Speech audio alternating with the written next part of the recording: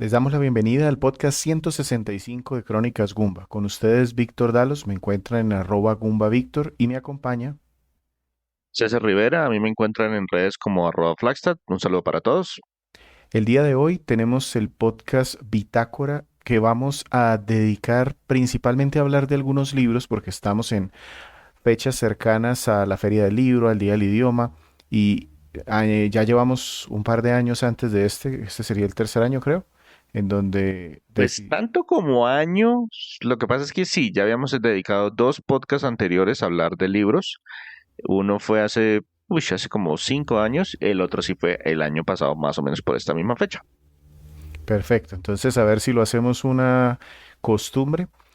Antes de hablar de los libros como tal, recuerden que este es un podcast bitácora, entonces vamos a hablarles primero de las reseñas escritas que encuentran en nuestra página www.cronicasgumba.com.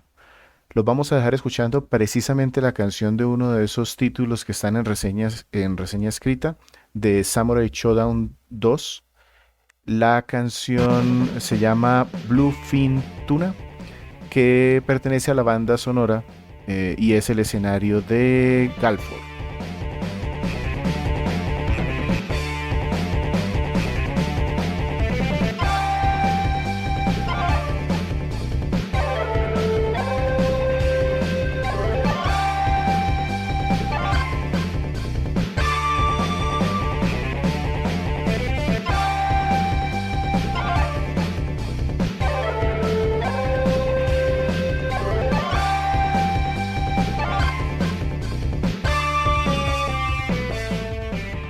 Recordémosle a la gente que nos escucha que vaya a ese gestor de podcast que maneja y ponga cualquier reacción que puedan.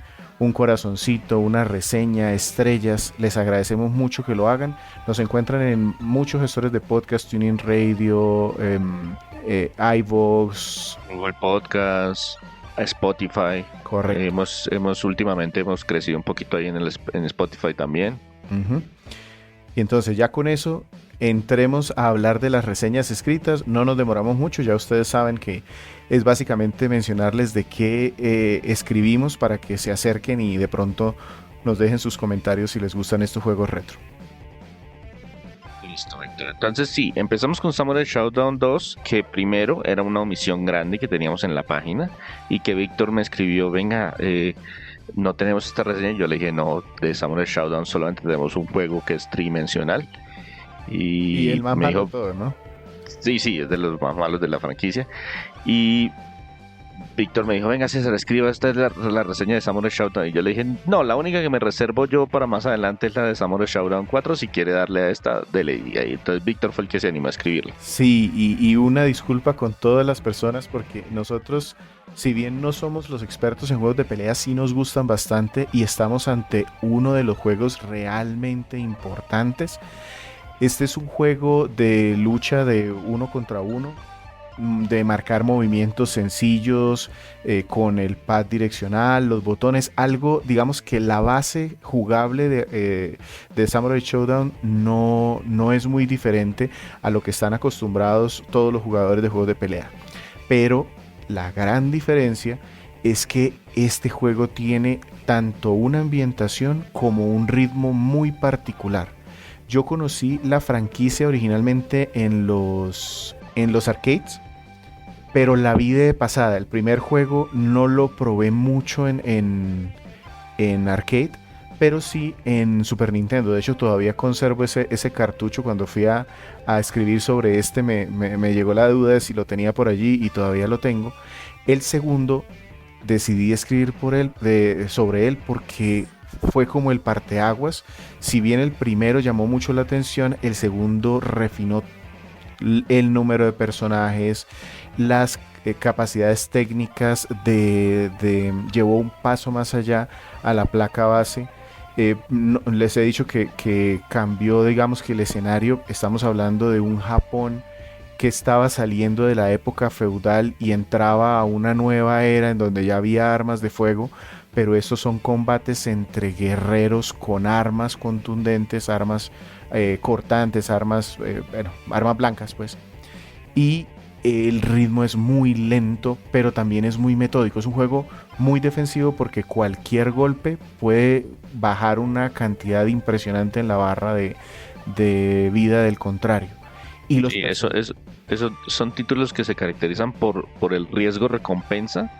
O sea, yo cuando lanzo un golpe fuerte, si lo conecto, voy a barrer con la barra de energía de mi oponente. Pero si no lo conecto, quedo vendido para un contraataque o cosa horrible. Correcto. Además que los grandes cambios que introdujo esta segunda entrega sobre el primero fue primero ampliar la cantidad de peleadores y los peleadores son muy carismáticos.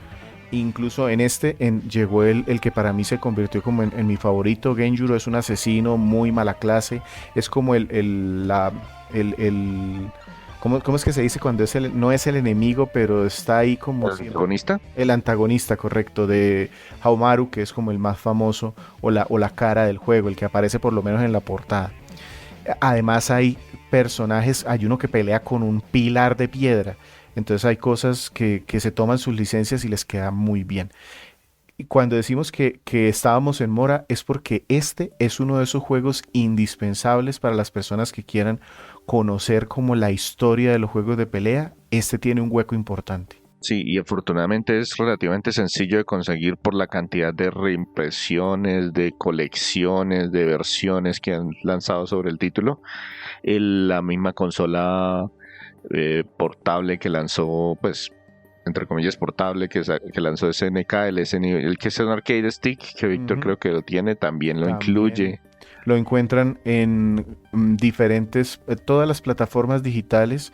Arcade Archives también trae el juego de forma individual. Aparte hay compilaciones. Hay una compilación que salió hace poco para todas las consolas, precisamente de todos los títulos de Samurai Showdown. Ahí lo pueden jugar. El siguiente juego, entonces, lo reseñé yo. Es un juego un poco más moderno, pero ya nos cumple la regla de los 10 añitos. Y es un título de acción que se llama Lollipop Chainsaw. Este título pues cuenta con la participación de personas bastante reconocidas dentro del medio. Por un lado está Suda51, del cual ya hemos hablado en varias oportunidades, que es un desarrollador de juegos que tiene una historia bastante particular y tiene juegos que tratan como de salirse de lo ordinario. Y por otro lado también participó James Gunn, el director de cine que luego se volvería famoso por películas como el de Guardianes de la Galaxia o la segunda del Suicide Squad y que ahora tiene las rendas del universo DC para el reboot o por lo que van a hacer de ahora en adelante para DC. Y adicionalmente, este juego en particular, el publisher del juego en Japón, Kadokawa Games, decidió que va a hacerle un remake, que era algo que nadie esperaba. O bueno, un remaster o remake, no se sabe exactamente en qué intervalo está, si cambian un poquito, cambian un montón de cosas. Y que es algo que nadie esperaba, porque pues sí es cierto que el juego vendió bastante bien, pero pues no es más allá de un título de culto. La historia es traída de los cabellos, es de una porrista que además de eso es cazadora de muertos vivientes, que tiene una sierra eléctrica, que muerden a su novio el primer día de cuando ella cumple 18 años y para salvarlo le corta la cabeza y la mantiene viva con magia. Y a lo largo de los diferentes niveles hay que eliminar zombies y con ataques fuertes, ataques débiles, combos, movimientos especiales. Hay eh, un momento en que se hacen lucecitas y hay poderes especiales y cada jefe hay un jefe con una temática. Es muy, muy, muy extraño, pero a la vez muy, muy entretenido. Son de esos juegos que no se lo toman como muy en serio, sino que, hey, aquí hay una premisa tonta, pero divertida. Saquémosle todo el provecho posible, hagamos combos que se muevan más o menos bien, con un estilo visual también muy particular, porque tampoco tratan de ser ultra realistas, entonces eh, todavía se ve bien a pesar de todos los años que le han pasado. El juego, como les decía, vendió bastante bien. No es solamente está disponible para esa generación de consolas, PlayStation 3, Xbox 360 y salió también una versión para PC. Sin embargo, lo que les decía, todavía se ve bastante bien. Y pues viene próximamente un remake pero ese remake causa algún tipo de ansiedad entre los fanáticos porque los principales miembros del equipo no van a estar directamente involucrados. James Gunn ahora es una persona demasiado importante como para ponerse a trabajar en este tipo de desarrollos, y Suda51 también tiene sus otros proyectos, entonces no se sabe exactamente qué va a suceder con el remake. Mientras tanto, pueden visitar nuestra reseña y ver si de verdad valía la pena hacerle a este juego. Aparte que lo que han mostrado tampoco deja muy tranquila a la gente, no es mucho, no es mucho, pero como dice César, gráficamente este juego no se ve mal, incluso aunque ya pasaron un par de generaciones. Listo, Víctor. El siguiente juego le correspondió a usted. Sí, y este es otro de los que yo pregunté, ¿no tenemos reseña de River City Ransom? Me respondieron no, yo dije, me disculpo y me dispongo a hacerla inmediatamente, porque este es uno de esos juegos que yo considero también muy importantes en la vida de la Nintendo NES.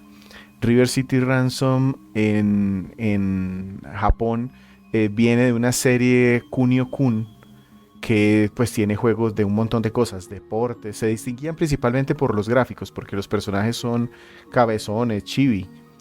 El tema con este en particular es que le dediqué muchas horas, alquilado mucho durante mucho tiempo, y es un juego beat'em up, muy famosos posteriormente. Creo que aquí pues eran famosos en los arcades, pero no tanto en la NES.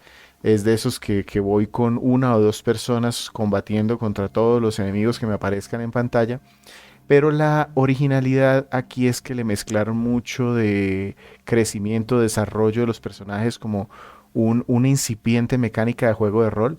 Entonces se puede entrar a un sauna a ganar habilidades, stats, o comprar ítems o revistas para aprender algún tipo de técnica, o que nos enseñen algo que mejora la vida del personaje. Principalmente es eso, hacerlo más resistente o más fuerte.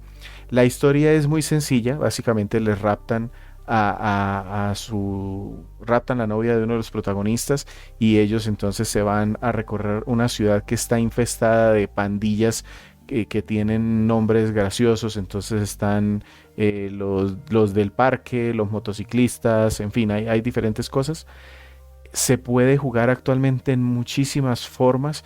En la Nintendo Switch Online incluso pueden jugar online con otra persona que tenga el servicio.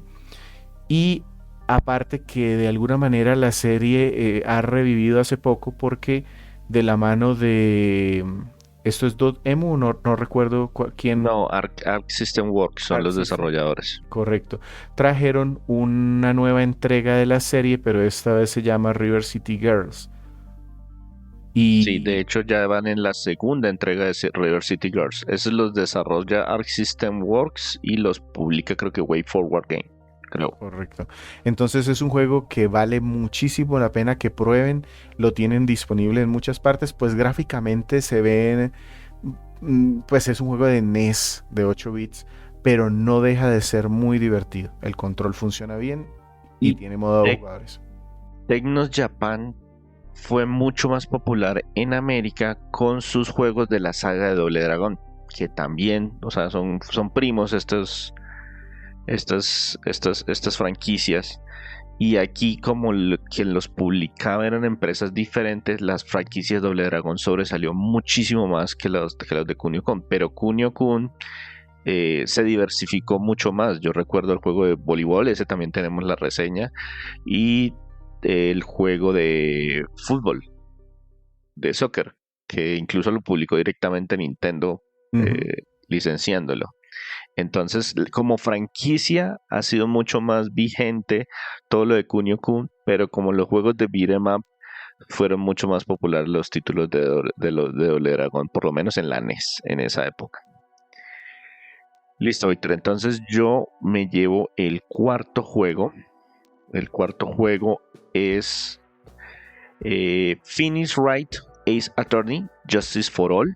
Esta es la segunda entrega de Phoenix Wright para la Nintendo DS. Estos juegos se lanzaron originalmente en Japón para la Game Boy Advance, pero Capcom no decidió traerlos a América hasta que no salió la edición de Nintendo DS. ¿Por qué? Porque la Nintendo DS en ese momento era como el tercer pilar de Nintendo y era para un público un poco diferente, entonces estaba pensando más para las personas que utilizaban stylus y habían títulos de mejora tu mente y más de hacer crucigramas y hay también aventuras gráficas. Entonces Capcom en ese momento decidió traer la franquicia a América, empezó de cero. Esos son juegos que, lo que les digo, los pasaron de Game Boy Advance a Nintendo DS y le fue bastante bien a la primera entrega. Nosotros también tenemos la reseña de ese juego, también la pueden buscar, es solamente Phoenix Wright Ace Attorney, sin el subtítulo adicional. Y Capcom dijo, no, si esto se está moviendo, vamos a seguirlo intentando, vamos a lanzar los 3 títulos, por lo menos de la trilogía original, Ace Attorney, Justice for All y el último Trials and Tribulations. Esos son los 3 juegos de la trilogía original. ¿Qué tiene este en particular? Pues mecánicamente es muy parecido al juego anterior. Tenemos 2 áreas, una de casos y una de investigaciones. Y la parte divertida es en los juicios, tratar de encontrar inconsistencias en las declaraciones de los testigos, presentar la evidencia que encontramos en los otros casos. Y el mismo productor del juego dijo que no quería cambiar mucho de la esencia. En cuanto a la historia, son 4 capítulos aparte, o sea, se conectan, como quien dice, todos los personajes continúan, pero cada uno es una historia separada.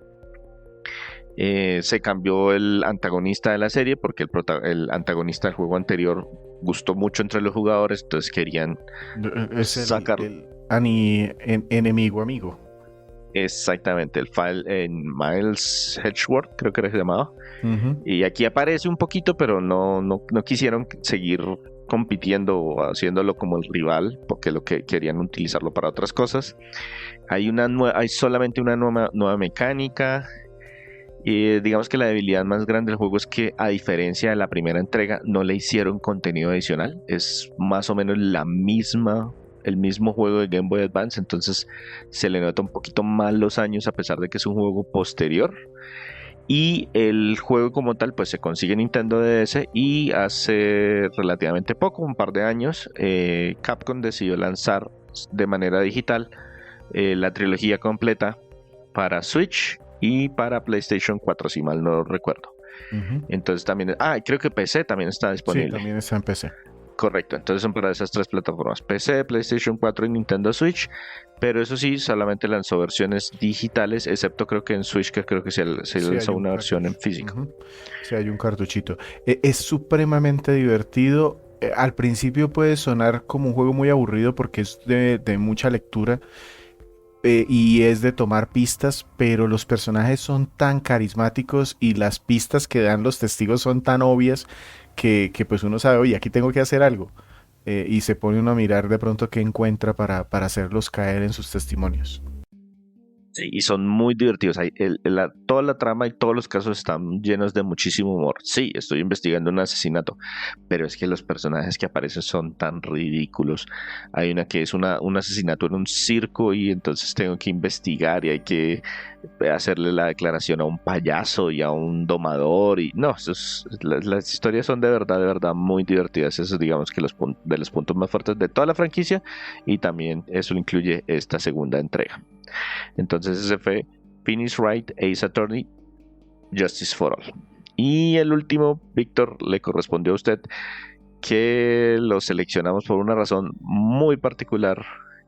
Creo que esta es la sesión en donde yo preguntaba, ¿cómo es posible que no tengamos una reseña de Super Mario 64? Y pues no la teníamos. Aparte, pues nos coincidió que pues está como muy en boca de todo el mundo y nos falta realmente contenido de estos juegos grandes, pero como lo escribía de pronto ahí en la reseña, nosotros a veces como que nos esforzamos más para contarle a la gente sobre juegos que de pronto se quedan un poco olvidados y esos juegos que todo el mundo ya conoce o que todo el mundo ya sabe al respecto, nos cuesta precisamente por eso. ¿Qué les puedo contar de Super Mario 64 que de pronto no sepan muchos? Es un juego de plataformas en 3 dimensiones. No es el primer juego, pero sin duda que es uno de los más famosos porque introdujo un montón de conceptos que hasta el momento no se habían utilizado bien. El tema del stick, controlar el personaje con un stick, el tema de la iluminación que ayudaba al El plataformeo. movimiento de la cámara. Yo sé que en Ajá. ese juego la cámara sufría, pero para ese momento lo que estaban haciendo de mover la cámara y buscar los mejores ángulos era completamente innovador. Correcto, y que este juego era completamente poligonal. Sí tenía ayudas, texturas por allí, cosas prerenderizadas por allá, pero los juegos en su mayoría en ese momento no utilizaban polígonos para absolutamente todo. Y la forma más sencilla que encontró Nintendo para demostrar que todo eran polígonos y que se iban deformando en tiempo real era la pantalla de inicio, en donde se podía deformar la cara de Mario y eso pues daba ya el tono de lo que se iban a encontrar después, que eran plataformas que se movían muy ágilmente, enemigos que se deformaban para dar esa impresión de volumen, de espacio. La banda sonora es excelente, hay muchas canciones que todavía se ven en muchos juegos de Nintendo, de Mario, incluso en la película también utilizaron mucho de la banda sonora de este juego. Es también otro de esos juegos de legado. No puedo decir yo que sea el mejor juego de plataformas en 3 dimensiones, creo que está lejos de eso, pero sí es un testigo de una época. Yo tengo una anécdota muy curiosa, no personal, sino de un amigo que me la contó hace poco cuando yo le dije que escribimos la reseña de Super Mario 64 y él me dijo, venga, yo coloqué ese juego y llevamos como media hora con un primo dándole al juego y dándole al juego y dándole al juego y hasta que llegó mi hermano mayor y me dijo, venga, ¿y cuándo van a empezar? Y yo así como así que como ¿dónde después vamos a empezar? Sí, el juego no es solamente deformar la cara de Mario. Sí. Llevan como 30 minutos jugando con el polígono original y no habían empezado realmente el juego de plataformas. Ujú. Las plataformas son muy imaginativas y como les digo, sentó las bases para muchas cosas que ahora damos por sentados en los juegos de 3 dimensiones. Listo, Víctor. Entonces yo los voy a dejar escuchando el tema principal de la banda sonora de Lollipop Chainsaw, que no tiene otro nombre excepto tema principal. Esa banda sonora es muy, muy buena porque participaron también bastantes veteranos de la industria, gente invitada e incluso tiene canciones licenciadas. Eso es un popurrí muy, muy, muy interesante si lo quieren por ahí escuchar en algún lado.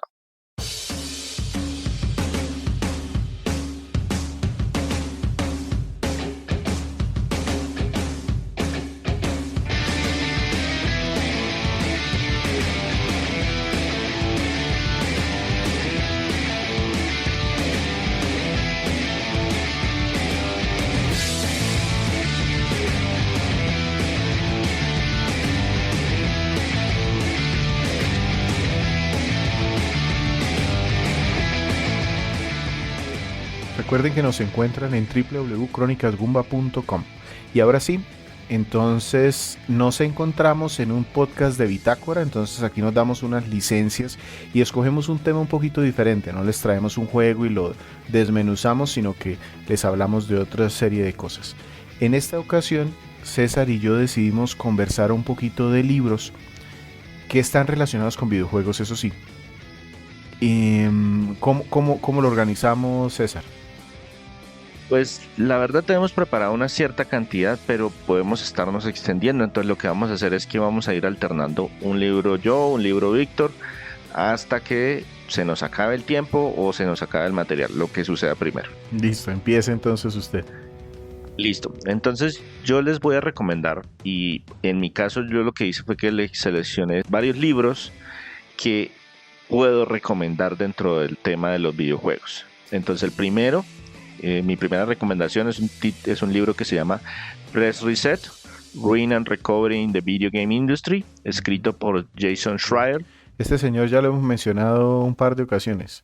Sí, señor. El autor como tal es un periodista. Él ha trabajado muchísimos años en la industria de los videojuegos y se nota por el tipo de reportajes que escribe, porque son reportajes profundos, normalmente enfocado en el desarrollo de algunos títulos y los problemas que se presentan al interior de los estudios. Él es el que, por ejemplo, destapa el escándalo de que cambiaron a los directivos en la mitad del desarrollo y por eso les tocó volver a empezar, o no tienen un rumbo fijo, o hay mucho crunch, eso de que los muelen al final del proyecto. Este creo que es uno de los pocos que yo me atrevo a llamar periodistas en este mundo de los videojuegos, porque hace ese trabajo serio de contrastar fuentes, no publica algo si no tiene por lo menos verificado la fuente que lo confirmó y las personas que están involucradas. Entonces, si bien a veces sus textos van muy en la línea que menciona César de qué pasa con el crunch, qué pasa con la explotación laboral, sí se nota que hace un trabajo muy juicioso. Bueno, entonces precisamente parte de esos textos o de esos reportajes se convirtieron en el libro anterior del cual ya habíamos hablado, un libro que se llama Blood, Sweat and Pixels. Ese lo recomendamos como parte de nuestro podcast 55, cuarta parte, pues esa fue la primera vez que hablamos de los videojuegos. Y ahora sí les voy a hablar específicamente de qué trata el texto, este libro en particular, Press Reset. Entonces, ¿qué es lo que sucede? Nosotros normalmente estamos viendo el resultado final de un proyecto, un juego terminado. Algunos dirán, no, pero es que no los terminan bien. Sí, pero finalmente el proyecto está cerrado. Eso sí, hay diferentes niveles de calidad, pero el libro se enfoca es en las personas que desarrollan estos juegos, estos títulos, estos proyectos. Y muestra que a pesar de que la industria mueve presupuestos enormes, de incluso cientos de millones de dólares, y genera ganancias absurdas en los billones de dólares, lanzar un buen título al mercado no garantiza estabilidad laboral. Son 9 capítulos. En esos 9 capítulos seguimos la experiencia de parte de los equipos de desarrollo que trabajaron en proyectos. Les voy a nombrar algunos, no son todos. Trabajaron en juegos como Epic Mickey, BioShock Infinite, Dungeon Keeper para celulares, el Dead Space 3, pero el enfoque no está en el desarrollo del juego como tal, sino en las personas que están atrapadas ahí en medio de las decisiones administrativas, el ego de algunos directores de proyectos, los resultados financieros que estuvieron por debajo de las expectativas. Muchas veces muestra qué hacen las personas después de que se acaba el proyecto, qué les sucedió al estudio, qué les pasó en particular, a quiénes despidieron o a quién les tocó moverse a otro proyecto o cosas por el estilo. Y la verdad, el libro es un poco deprimente porque le pone cara a los personajes anónimos que trabajan en los proyectos y nos hacen apreciar un poco más sus esfuerzos, pero también es deprimente porque muestra que a la industria le falta madurez. La industria no, a pesar de lo que les digo, muchos millones y no hay estabilidad laboral, muchas de las historias terminan y entonces me retiré y ahora soy arquitecto hace 10 años en tal empresa. Correcto. Y uno, esa persona era un monstruo, ¿por qué está por allá? Pues porque lo queman. Aquí de pronto para nuestros mercados es un poco más evidente porque no hay esos grandes estudios, digamos, que se pueden financiar o se pueden llegar a costa a un equipo para mantener fijo. Aquí la mayoría, o si no todos, son estudios independientes y tenemos de pronto historias de éxito que a los 2 o 3 años nos enteramos de que estas personas no, pues están trabajando en una entidad gubernamental en seguridad de redes. ¿Por qué? Pues porque no pudieron hacer una carrera en esta industria que está todavía como inmadura. Y en esto en parte empieza uno a entender también por qué existe en este momento algo de ese boom de los juegos independientes, porque muchas de estas personas terminan agotadas o expulsadas o despedidas de un proyecto y en lugar de tratar de conseguir un contrato o un trabajo en los que van a volver a entrar en ese ciclo de que oiga hay estrés y el ego y las administrativas y no sé qué, deciden oiga no pues intentemos lanzar un juego nosotros que somos solamente los tres y miramos ahí de dónde sacamos el presupuesto, a veces con buenos resultados, a veces también con resultados bastante desmoralizantes. Pero entonces ese es el primer libro que les traigo yo. Press Reset, Ruin and Recovery in the Video Game Industry por Jason Schreier.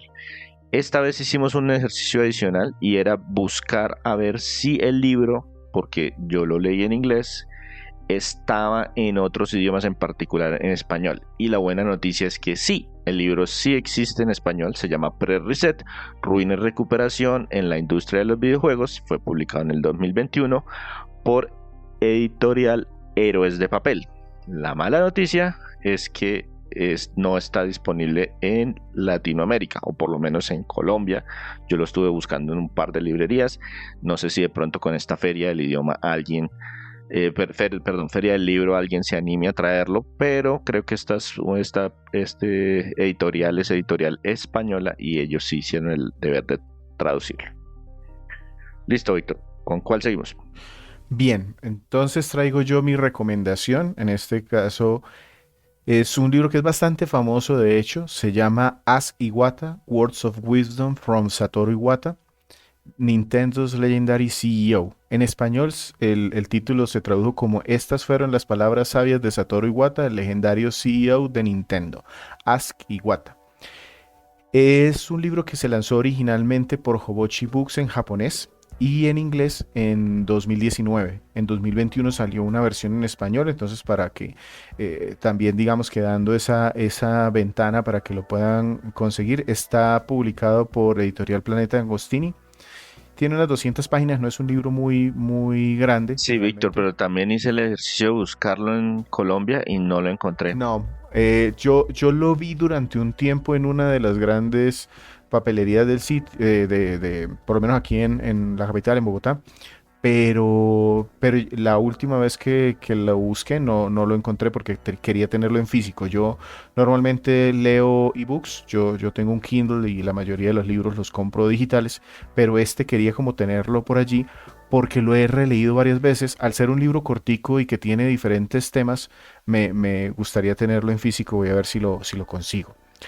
Para quienes de pronto no sepan, primero decirles que este libro, más que escribirlo, lo ¿Piló? diagramó, lo compiló Shigesato Itoi. Él era amigo íntimo de Iwata, director del juego Mother o Earthbound, aquí que se conoció por este lado. ¿Y quién era Satoru Iwata? Para quienes de pronto no sepan, él empezó siendo un programador en HAL Laboratories, el mismo estudio responsable de Kirby. Luego fue director del mismo HAL y más adelante se hizo director de Nintendo entre el 2002 y el 2015 cuando falleció debido a cáncer. Itoi le pidió a la familia, después del fallecimiento de Satoru Iwata, un permiso para publicar algunos extractos de una memoria que Iwata había escrito.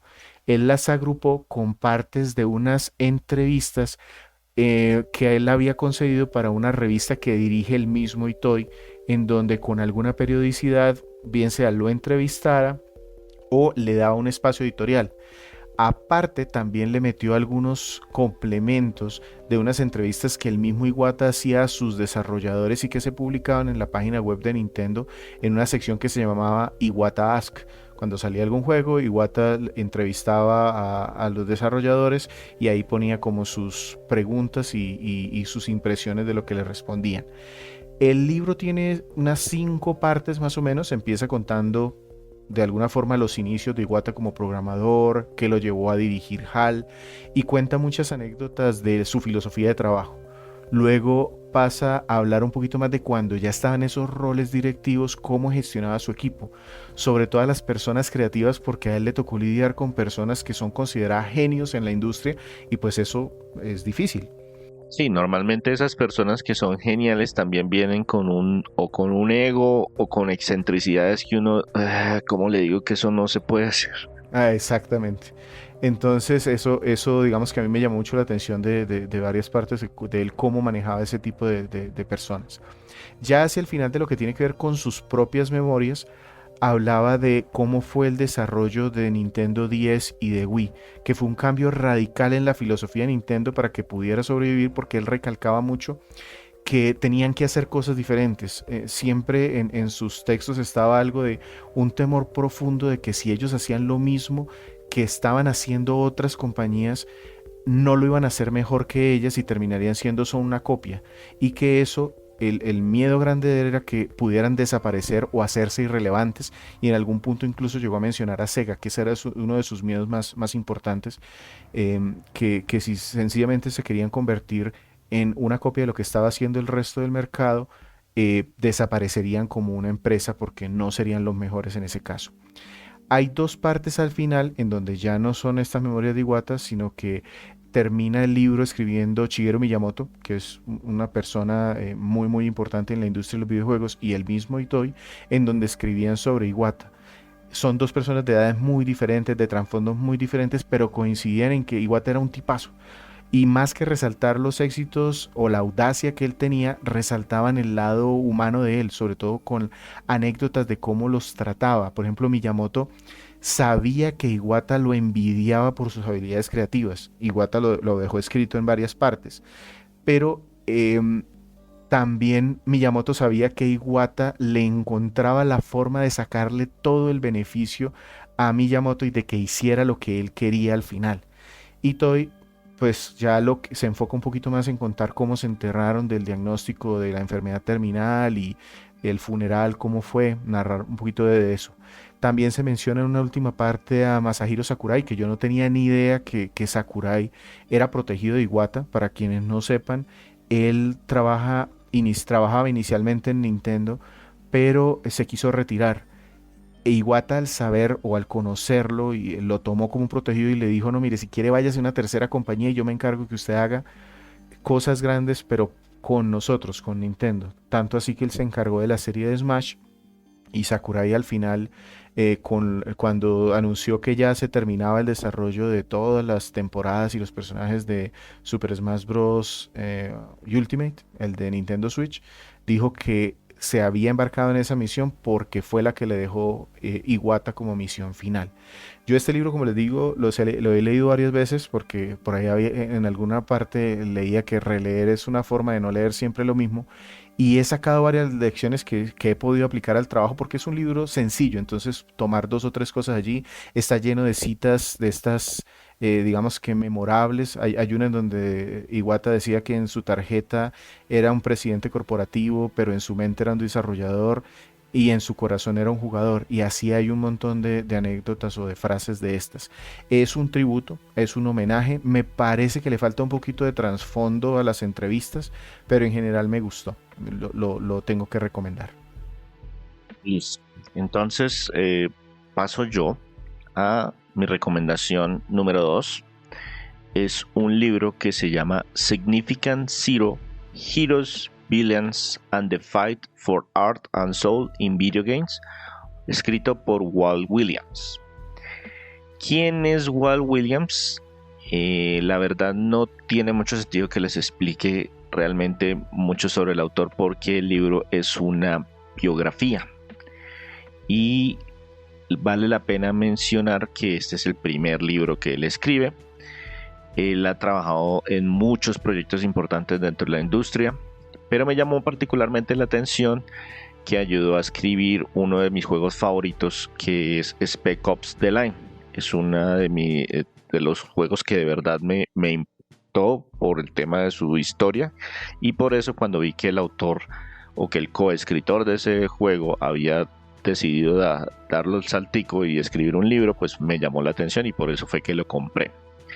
Ahora, ¿qué tiene de particular? Que pues normalmente las personas que escriben sus biografías son los héroes, son los directores de las compañías, los productores de los juegos, los genios creativos, las personas que están más allá del bien y el mal, y los nombres que se relacionan normalmente con grandes franquicias. Las memorias de Hideo Kojima. Sí, las memorias de Hideo Kojima. El libro que les recomendé la vez pasada, la de las memorias de Sid Meier's. Sid Meier's es parte del título de varios juegos. Pirate, Civilization. Exactamente. Pero no vemos historias o biografías de una persona como Williams, que realmente es un empleado que empezó con un trabajo muy abajo en la industria de game tester, de esos que prueban los juegos por horas y machacan y machacan las mismas partes y reportan errores y les toca trasnochar y revisar que llega la nueva versión del juego y volver a probar lo mismo, que luego entonces se escalan un poquito dentro de la industria y los llevan a hacer presentaciones de demos en diferentes convenciones, que luego dan un paso adicional dentro de la escala corporativa y que nunca llegan a ser el dueño de la empresa, nunca son el monstruo, el maestro, el CEO de la Sí, compañía. son una parte más técnica y no llegan a ser realmente como las caras reconocidas del desarrollo. Exactamente, se quedan en un punto intermedio y ese es precisamente el encanto del libro. El autor es muy honesto, el autor no pinta la experiencia de hacer videojuegos como un camino lleno de rosas.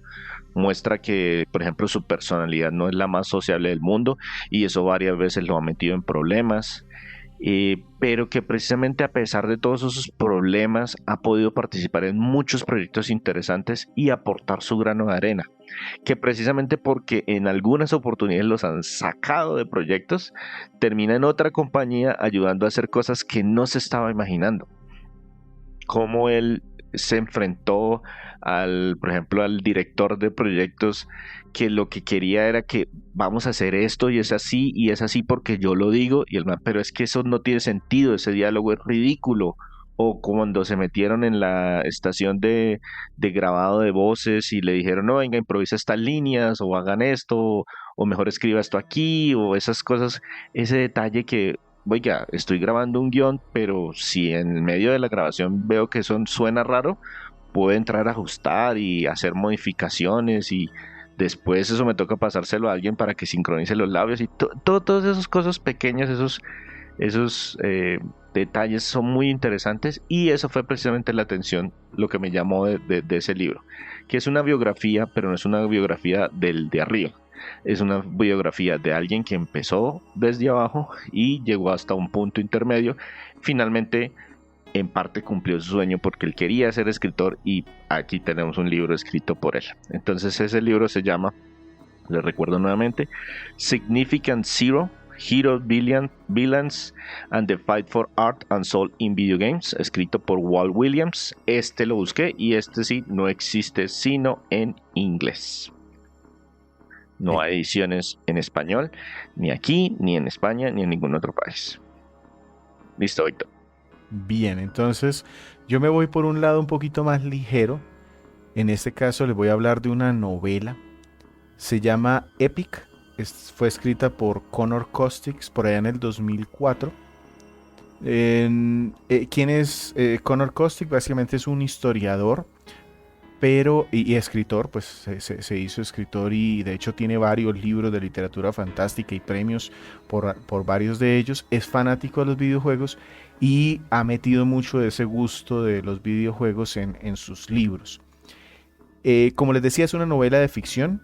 La novedad y lo que me llamó a mí la atención es que está ambientada en una tierra en un futuro, pero que perdió mucha tecnología por guerras y al final está en una sociedad agraria en donde se eliminó cualquier tipo de violencia y a quienes los acusan de violencia los exilian a una zona del planeta en donde no hay energía, no hay redes, no hay recursos. Se convirtió en el primer libro de una trilogía porque el libro es autoconclusivo y pensaban que hasta ahí llegaba, pero como le fue muy bien, eso motivó a hacer una trilogía. El tema o el trasfondo, y aquí no les arruino nada de la historia porque es entretenida de leer, les digo más o menos lo que viene en la sinopsis del mismo libro, es que la mayoría de cosas dentro de este mundo que les decía en el futuro se decide por el éxito de unas personas que se conectan a un videojuego que quedó programado por los antiguos, como llaman esta generación a los anteriores que sí tenían tecnología y que se perdió con las guerras y con el tiempo. El juego se llama Epic, es una especie de... Claro, Víctor, libro se llama Epic. Libro, no, siempre juego, pasa lo mismo. El juego dentro del el juego libro. dentro del libro. Ajá. O sea, se llama igual que el libro. Exacto, el juego dentro del libro se llama Epic y es un MMORPG con ambientación de fantasía medieval y que se puede jugar por todas las personas del planeta. Entonces hay terminales en todo el mundo, en las bibliotecas en donde la gente se puede poner a hacer cursos sobre el juego. Entonces ya los muchachos no aprenden en cosas de universidad o de colegio, sino que es cursos sobre el juego, cómo son los combates, cómo es la arena, porque los recursos se reparten dependiendo del éxito que tengan dentro del videojuego. El tema es que la sociedad es supremamente desigual y hay una gente que vive en la capital, en Central Locations, que tienen mejores ítems, mejores equipos y al final ellos son los que terminan decidiendo cómo se distribuyen las cosas. El protagonista es un jovencito, un quinceañero, tiene un grupo de amigos y pues se pasan por muchos problemas porque viven en una zona muy pobre, les fallan las máquinas, no pueden cultivar bien, les fallan los paneles solares, y cuando quieren repararlas, pues les dicen, ah, bueno, pues vayan a la arena y peleen, y resulta que en el grupo donde ellos viven, en el pueblo donde ellos viven, hay un guerrero legendario, y él entonces los puso entre los ojos de los regentes. Hay muchos giros interesantes, tiene una buena presentación, pero es una novela enfocada a un público juvenil. Yo incluso esta se la leí a mi hijo para eso antes de dormirse y le gustó bastante. De hecho, muchas veces no se dormía por andar. Me tocó editar algunas cosas porque no deja de ser para niños o para jóvenes un poco más grandes que mi hijo. Sí, para lo que se llama Young Adults. Correcto. Tipo Harry Potter o de pronto la saga de los Juegos del Hambre y ese tipo de cosas. Correcto. Pero como les decía, no tiene un lenguaje nada complicado, hace un esfuerzo por explicar muy bien las cosas en el mundo real, o cuando están en el juego. Se nota el esfuerzo por hacer también muchas descripciones cinematográficas, entonces hablan del plano, de cómo es la iluminación, y no es muy caro, desafortunadamente no se consigue en español, tiene más o menos unas 400 páginas. Aunque César, yo le dije, César, no encuentro este libro en español, él se puso a hacer también su búsqueda y me confirmó que no lo encontró en español, aunque sí está en otros idiomas. Sí, en bastantes idiomas. Me encontré versiones en italiano, en polaco, en portugués, en varios idiomas, unos que ni siquiera entendí qué idioma era ese, pero no, Entonces, si pero no hay acaso edición alguien de lo ve por ahí español. que nos diga, el libro se llama Epic de Connor Costics, y como les digo, es el primer título de una trilogía. Posteriormente incluso ha sacado otras series de libros también como con la misma línea de videojuegos mezclados con literatura. Listo. Entonces yo voy a rematar con un quinto, porque ya veo que ya se nos está acabando el tiempo, entonces sería el último. De la literatura ligera que nos recomendaba Víctor, me pasa un tema un poquito más espinoso. El libro se llama Getting Gamers: The Psychology of Video Games and Their Impact on the People Who Play Them, por Jamie Madigan. Es un libro de psicología y el autor es un PhD en psicología que aplica su conocimiento escribiendo sobre la industria que lo apasiona. Él ha trabajado como consultor para algunas compañías, ha escrito varios artículos sobre el tema y ha presentado sus hallazgos también en varias conferencias. El libro se divide en 4 secciones, una dedicada a los que juegan, otras a los que hacen juegos, otras a los que venden juegos y por último una dedicada a los juegos en sí mismos. Cada parte tiene entre 3 y 5 capítulos, y cada capítulo trata de responder una pregunta en particular con base en estudios psicológicos que se pueden aplicar al mundo de los videojuegos. Entonces hay temas diversos e interesantes. Por ejemplo, algunas de las preguntas que trata de responder es: ¿por qué nos sentimos nostálgicos por los juegos viejos? ¿Cómo hacen los juegos para que completemos misiones secundarias, hagamos grinding y persigamos logros? ¿O por qué hacemos trampa, hacemos hackeos o miramos guías estratégicas en un juego?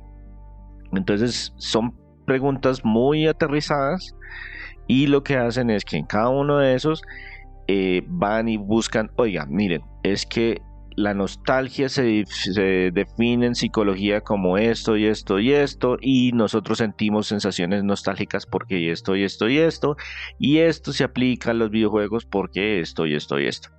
Entonces, es a la vez un poquito denso el contenido, la información que nos presenta, porque hace referencia a todos esos estudios psicológicos de los últimos 150 años, que de alguna forma pueden relacionarse con los videojuegos y algunos específicos sobre juegos como tal.